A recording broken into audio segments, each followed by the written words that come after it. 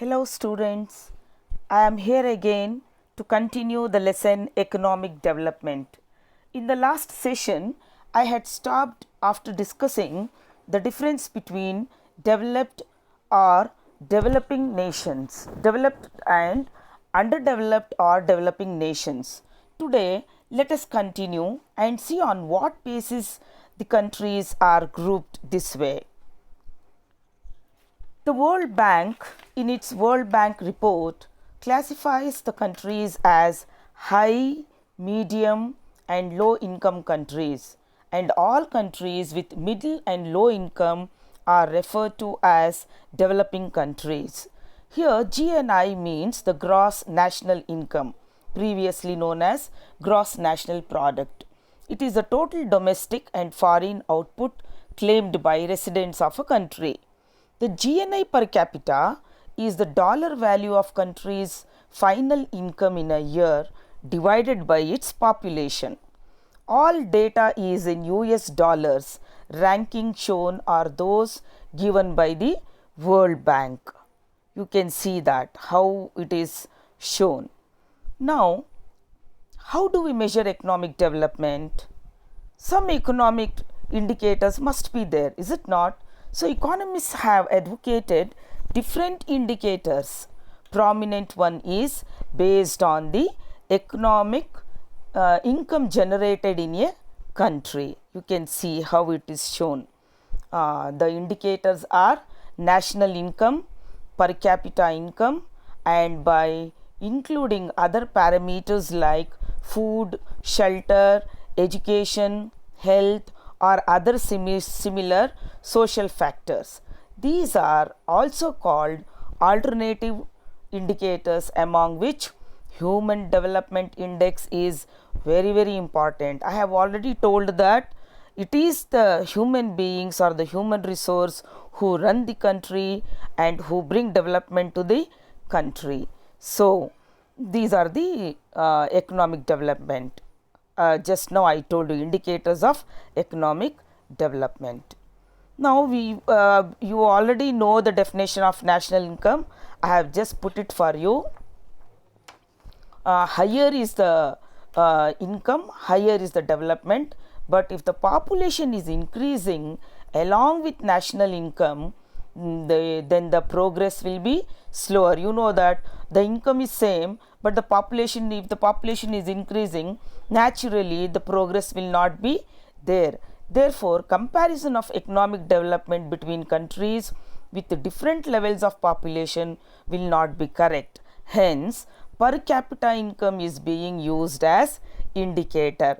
You have already studied the meaning of per capita income, which is also known as income per person, and it is the main income of the people in an economic unit or a country. It is calculated by taking a measure of all resources of income in the aggregate, that is total income divided by total population. Now, in 2016, this is how was the per capita income of India. PCI per capita income, it was rupees 1,21,603 in 2016, which was 15% of the world's average, and national income was so much, population was so much.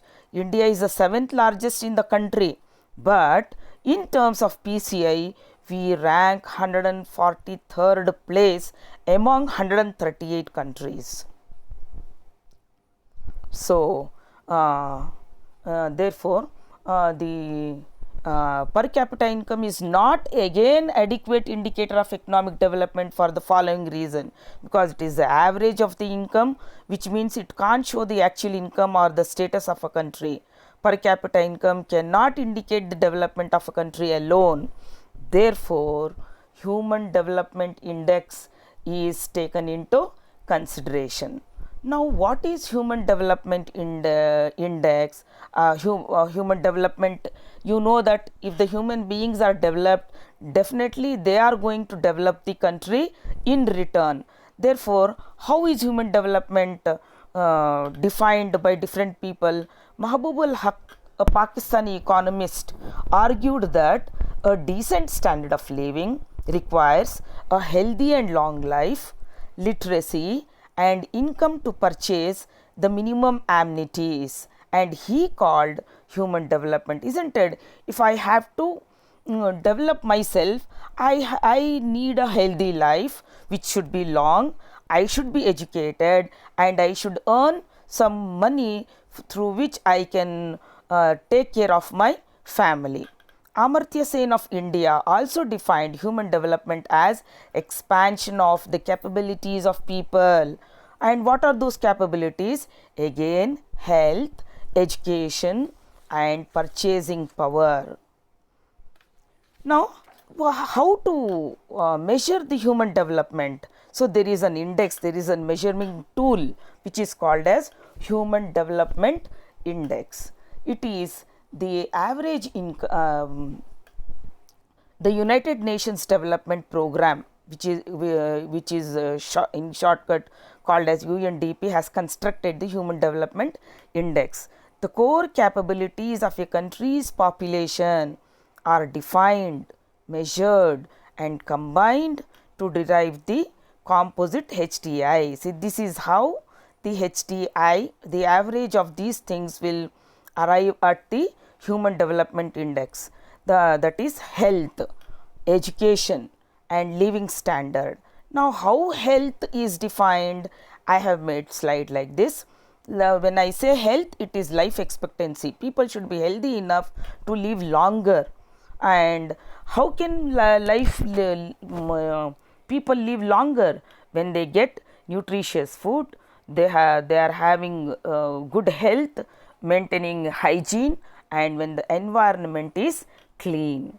Education is average period of schooling, minimum schooling, and of course standard of living means per capita income. Now, again, to explain those three is like this: expectancy, life expectancy is the average, is the age till which the people of a country can expect to survive. Now, how this happens? Yes, availability of nutritious food, excellent health and hygiene facilities, clean environment, etc. enables us to live longer. Now, the educational achievement is measured on the basis of two factors. What are they?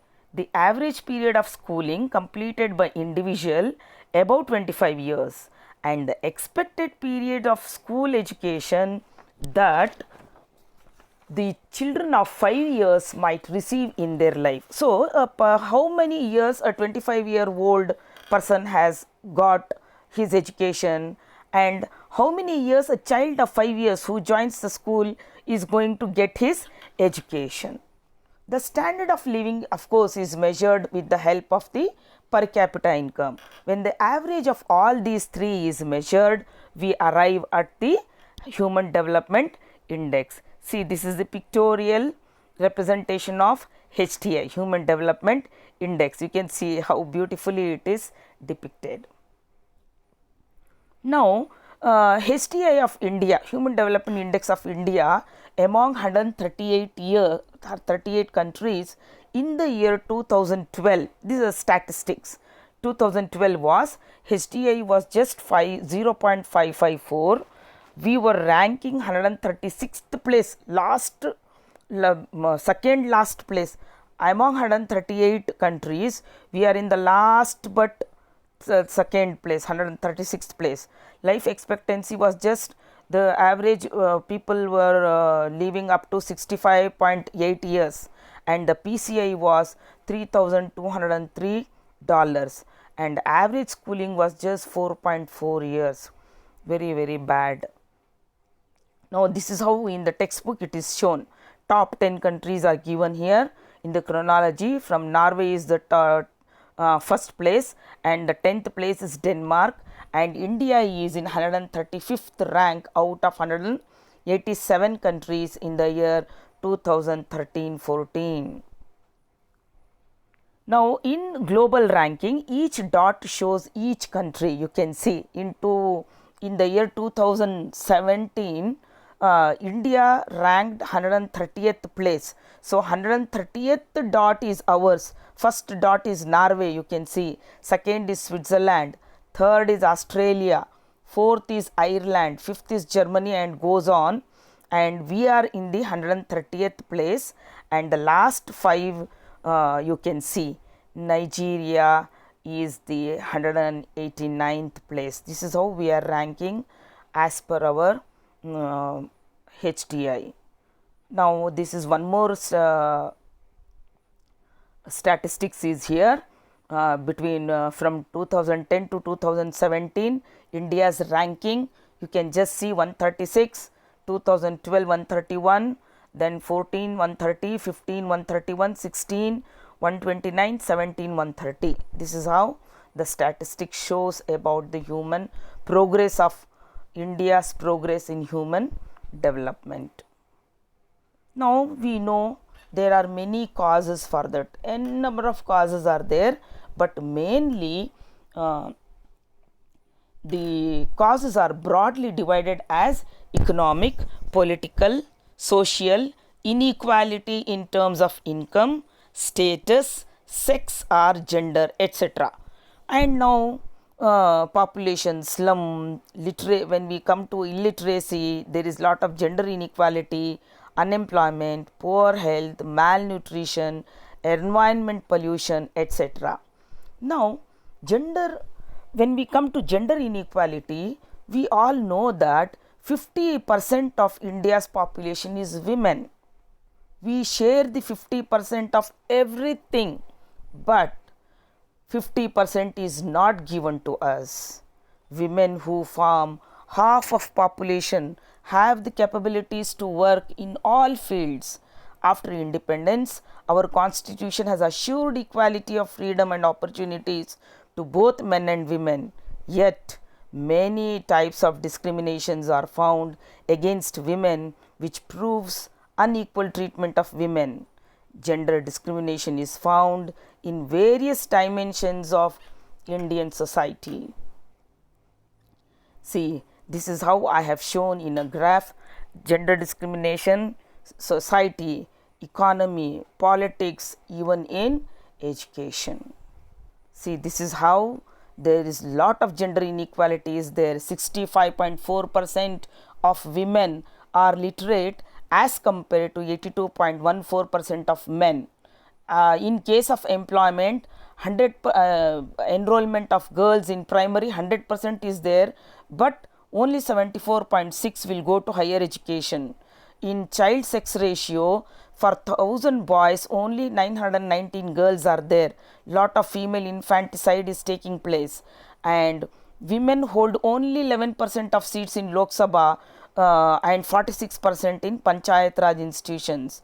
48.5% population of women, but only 24.7% of women are in workforce, and this is very dangerous. Out of 1 in 3 women have experienced some form of physical or sexual violence in their lifetime. This is the real Indian society where women is really suffering even today. Now I have already told you various gender discrimination. I made this slide for you to make points. Now all these are the reasons. Neglect of pregnant women health leads to high rate of maternal and infant mortality. Preference of male child is given. Female infanticide is major cause for low sex ratio. We just saw there is only 900 girls for every 1000 boys. Then the number of females for every 1000 male in 2011 was 495, which proves the treatment meted out to women in our society. There is huge gender gap in India. What is gender gap? It is the difference between women and men as reflected in social, political, intellectual, cultural or economic attainments or attitudes. In every field there is a gap, there is a difference, there is a disparity, there is a discrimination between men and women. So these are the 6 major barriers for girls' education. First one is poverty. Even in poor families, they will send the boys to the school, but the girl child has to take care of the smaller brothers and sisters at home. Then child marriage and early pregnancy is another cause, and violence against the female child, then lack of safe private girls only latrines. All these are small, but they are major reasons why girl child is not sent to school. Of course, gender inequality is there, and if the school is far away also, the girl child is not sent to school. So now after independence, and even after many laws have been passed by the government of India, and a lot of involuntary organizations are also have also come up to empower women. So in order to empower women economically, self-help group which is called as SHG are being formed in all villages and cities. Now what is empowerment? I have written some shortcuts here, but as the word itself says, empowerment means make them powerful. That means how can we make them powerful? Anybody, empowerment is a general terminology. How can we empowerment? What does empowerment means? It is the expansion in people's ability to make strategic choices in life which was previously denied to them. It is a process that infuses people with power, that is access to resources, expand individual capacity and power of decision making, making them autonomy. So SHG group of women, usually 20 women are there, usually there may be less or more, who come together to share their meager resources, obtain external support, undertake business jointly and earn income. See, you can see how women, see here women are trained even to use technology. See how the women are trained here. It when they are trained, what happens? It infuses people with power, access to resources, expands individual capacity and power of decision making. So SHG is a group of women who come together to share their meager resources, obtain external support, undertake business jointly and earn income. See how they are working together. When they are working together, they start earning, and it inculcates in them, they imbibe self-confidence, and they feel self-secured. So women are trained in managing accounts, handling bank transactions, skills to take up remunerative income generating activities. They are taught both in cottage as well as small scale industries. They learn to work for themselves. See, cottage industry, you can see how women are involved in different kinds of work. See how they are doing here. Some account work they are doing, and they are showing they are trained. So many measures are taken against gender discrimination. Many laws have been enacted to curb violence against women at home and at workplace. If any girl child feels the violence going on inside her own house, she can file a case against them. She can always take the help of the law. And the laws have been also enacted to guarantee equal wages. You have already studied in 8th and 9th standard that the wages, according to Labor Act was passed where the same wages are given to both men and women. Earlier it was not given, now it is given. Then providing reservation of seats in elected bodies is also being done now. Now there are many laws against dowry and child marriage also. So these SHG group have been instrumental in helping women to earn, save, spend at their own willingness. Their dignity and autonomy has increased. All these initiatives have they are taken by the government as well as some voluntary organizations to bring women to the mainstream of development. See, if our country has to develop, 50% of the population has to develop. So when we are educated, when women are educated, when we are earning, we feel self confident and somewhat secured and independent, which is the need of the hour. So as Gandhiji said that if we educate a boy, we educate a person, but if we educate a girl, we educate a family. So empowering a woman is empowering half of the population of the country, and that is a part of the human development program. So I hope you have understood the lesson. Please answer all the questions given in the exercises. I will send some more questions to you later because the time has run out. I cannot add more slides here. I will send you the question and answers, and I hope you are completing your project also on this lesson. Enjoy the lesson, read the text at home, enjoy the lesson. You are all women. Be self confident and get educated. All the best. Good luck. Thank you, girls, for listening to me. Good day.